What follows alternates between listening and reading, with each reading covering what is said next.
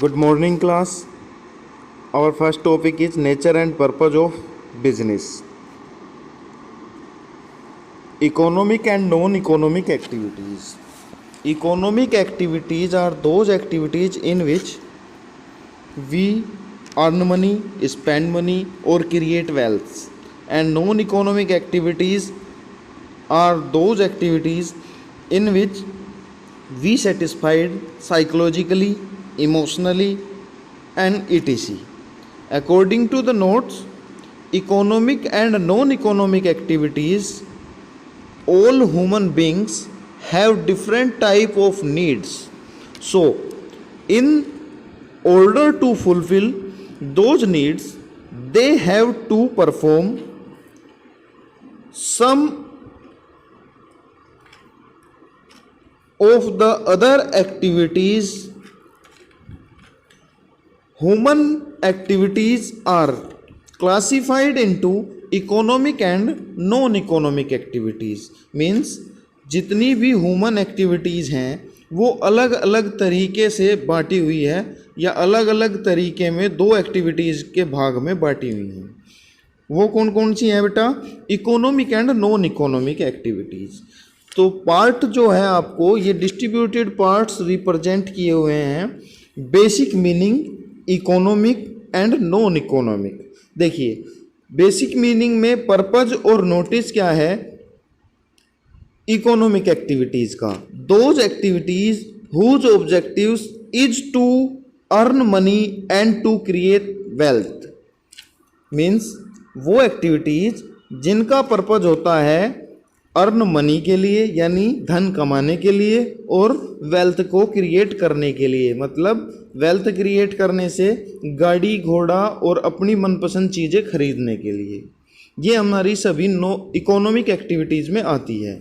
Non economic activities वो activity है जिनमें हमारा एम अर्न मनी का नहीं होता। जैसे हम किसी की भी मदद करते हैं किसी भी तरह से, socially, psychologically, emotionally, for example love, sympathy और पेट्रियटिज्म।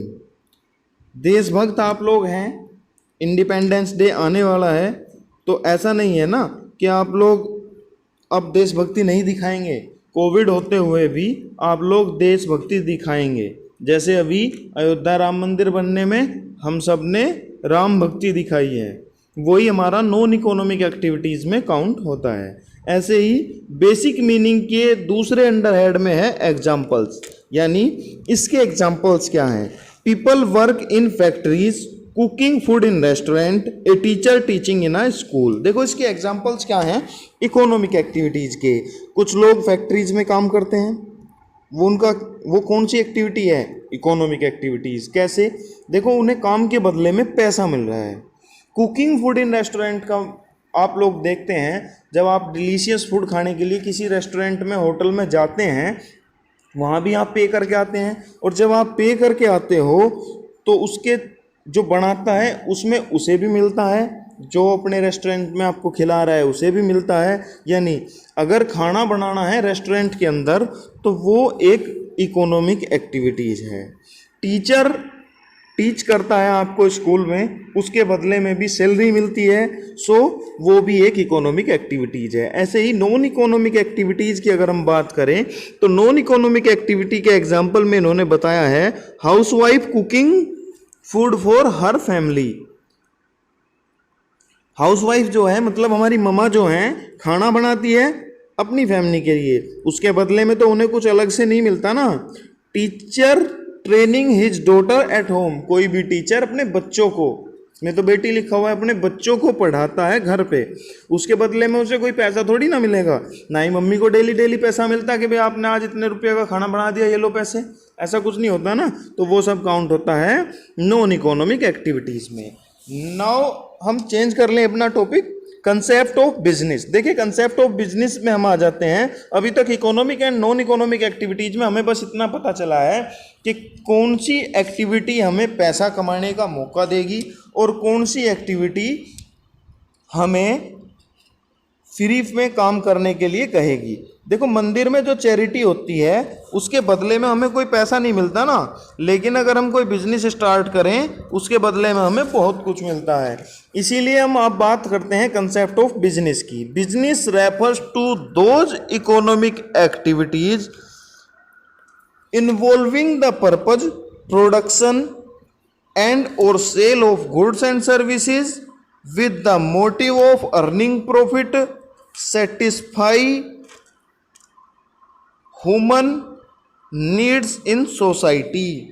बिजनेस किस एक्टिविटीज को रेफर करता है? इकोनॉमिक एक्टिविटीज को, जिसमें इन्वॉल्व होता है प्रोडक्शन और सेल, यानी क्रिएटिविटी और manufacturing of goods and sale of goods and services. किस मोटिव से? Earning of profit. मीन्स अगर आज आप कोई प्रॉफिट कमाने के लिए काम करोगे तो वो ऐसा तो नहीं है कि आप 10 रुपये का कोई भी सामान खरीद के उसे फ्री में किसी को दे दोगे। Profit motive of earning profit कब होगा? जब आप उसे किसी भी कॉस्ट पे सेल करोगे। ठीक है बेटा, अब बात करते हैं कैरेक्टरिस्टिक ऑफ बिजनेस। इस कैरेक्टरिस्टिक में क्या है? देखो कैरेक्टरिस्टिक बिजनेस की चरित्र बताती है बिजनेस का, किस तरह का मोटिव होता है बिजनेस का, या फिर बिजनेस को किस तरह से किया जाता है।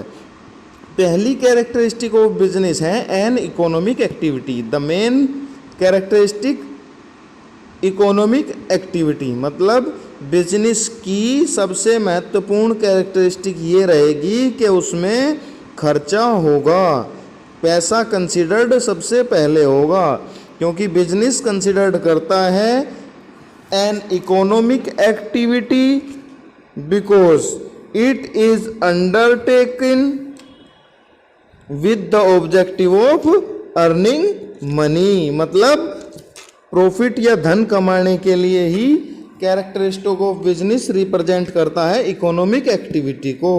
अब दूसरी कैरेक्टरिस्टिक क्या है? प्रोडक्शन और procurement of goods and services. Production और प्रोक्योरमेंट क्या है बेटा? देखिए, business include all the activities concern with the production और procurement of goods and services for sale. Services include transportation, banking, insurance. Good में consist of consumable item. Production और procurement of goods and services मतलब बनाना और distribution of goods and services, ये भी characteristic of business है। ऐसा नहीं है कि आप सामान बनाओ और अपने होम यूज के लिए रख लो, ऐसा नहीं है, वो आपके लिए बिजनेस नहीं होगा। लेकिन आपने जो सामान बनाया उसे प्रोक्योर कर दिया, बेचने के लिए तैयार कर दिया, वो एक इकोनॉमिक एक्टिविटी होगी। और कैरेक्टरिस्टिक ऑफ बिजनेस हमें क्या कहती है कि प्रोडक्शन ऑफ गुड्स करने के बाद हमें वो सेल भी करना है। नेक्स्ट में सेम सिंपली वही चीज है, कंज्यूमेबल गुड हमने तैयार कर लिया है अभी, और नेक्स्ट हमने क्या कर देना है? सेल और exchange of goods and services. मतलब जो हमने प्रोक्योरमेंट और प्रोडक्शन तैयार किया था किसी भी गुड्स और सर्विसेज का, उसे सेल कर देना है, या फिर exchange of goods and services के अकॉर्डिंग सेलर तक पहुंचा देना है, जिससे कि वो बायर को दे दे। मतलब सेलर कौन है बेटा? जो भी हम रिटेलर्स, होलसेलर्स हमारे पास हैं वो सब सेलर्स होते हैं, और हमने जो भी अपनी तरफ से गुड्स एंड सर्विसेज प्रोवाइड कराई है, यानी फैक्ट्री ने या बिजनेस ने। अब बिजनेस किसी भी तरह से हो सकता है। अगर मैं होलसेलर का बिजनेस करूं तो मैं रिटेलर के लिए बिजनेसमैन हूं, और रिटेलर मेरे लिए कौन है? बायर। मैं उसके लिए सेलर हूँ, यानी जो मैंने बनाया है वो सब बेचने के लिए मेरे पास एक बायर होना ज़रूरी है। किसे बेचूंगा मैं कुछ भी बनाने के बाद? अगर वी ऑल आर टीचर्स, तो हम अपनी ज्ञान जो है किसे डिस्ट्रीब्यूट कर रहे हैं? बच्चों को। वैसे ही अगर हम कोई बिजनेस करते, कोई भी सामान बनाते, कोई भी प्रोडक्शन तैयार करते किसी भी चीज़ की, तो हमें क्यों देखना पड़ता? जो उसे कंज्यूम करता, जो उसे यूज करता। Next, dealing in goods and services at a regular basis. मतलब हमें डील करनी है गुड्स एंड सर्विसेज पर रेगुलर बेस पे।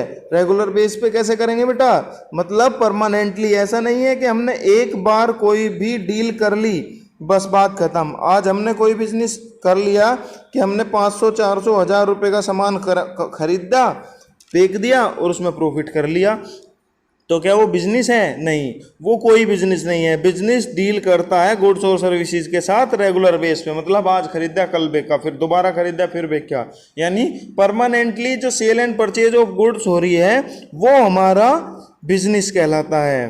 क्योंकि इसमें देखो दे रखा है there should be regularity of dealing और exchange of goods and services on single transaction of sale और purchase does not constitute business. मतलब वन सिंगल ट्रांजैक्शन, ओनली एक ट्रांजैक्शन कभी भी बिजनेस नहीं कहलाती। ठीक है। Next, profit earning. जो मेन पर्पज होता है बिजनेस का वो अर्निंग ऑफ प्रॉफिट होता है। कैसे अर्न करते हैं प्रॉफिट? जब भी हम कोई सामान खरीदते हैं या फिर कोई सामान बनाते हैं तो उसे जितने का हमने तैयार किया उससे 1 रुपया भी एक्स्ट्रा अगर हम बेचते हैं वो हमारा मोटिव अर्निंग कंप्लीट हो गया, यानी प्रॉफिट को अर्न करने का जो हमारा मोटिव था वो कंप्लीट हो गया। बिजनेसमैन सरवाइव भी नहीं कर पाएगा बिना प्रॉफिट के। जब तक प्रॉफिट नहीं होगा तब तक बिजनेसमैन सरवाइव ही नहीं कर पाएगा, काम ही नहीं कर पाएगा बेटा किसी भी तरह से। ठीक है। अनसर्टेनिटी ऑफ रिस्क, ये भी एक कैरेक्टरिस्टिक है कि हर बिजनेस में अनसर्टेनिटी रहती है, यानी रिस्क रहता है। Every business invest money with the objective of earning profit, but the amount of profit earned may vary. Also, there is always a possibility of loss. यानी अनसर्टेनिटी भी होती है। जरूरी नहीं है कि हमेशा आप जो गुड्स या सर्विसेज प्रोवाइड करो उसके बदले में आपको प्रॉफिट ही मिले, लेकिन आपका मोटिव हमेशा अर्निंग ऑफ प्रॉफिट ही होना चाहिए बिजनेस के लिए। और अनसर्टेनिटी के लिए भी आपको तैयार रहना है कि जो रिस्क होगा मैं उसके लिए भी तैयार हूँ। देखिए नेक्स्ट जो एलिमेंट ऑफ रिस्क दिया है, यानी ये भी जरूरी है कि आप कैरी करने के लिए तैयार हो उन सब एलिमेंट्स को जो रिस्क से आपको बचा सकते हैं या फिर जो आप आपके रिस्क को कवर कर सकते हैं, कैरी कर सकते हैं।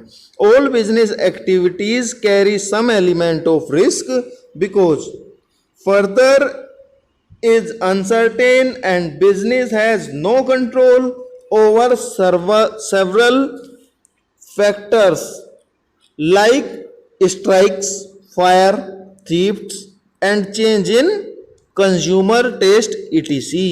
मतलब ये भी एलिमेंट ऑफ रिस्क है बेटा, ये भी एक कैरेक्टरिस्टिक है कि कब पता कब आपके वर्कर्स स्ट्राइक पे चले जा। क्या आपको लगता है कि आपको बता करके जाएंगे भाई हम 10 दिन बाद स्ट्राइक पे बैठेंगे, तब तक आप दूसरे वर्कर्स का इंतजाम कर लो अपने? ऐसा नहीं होता है ना।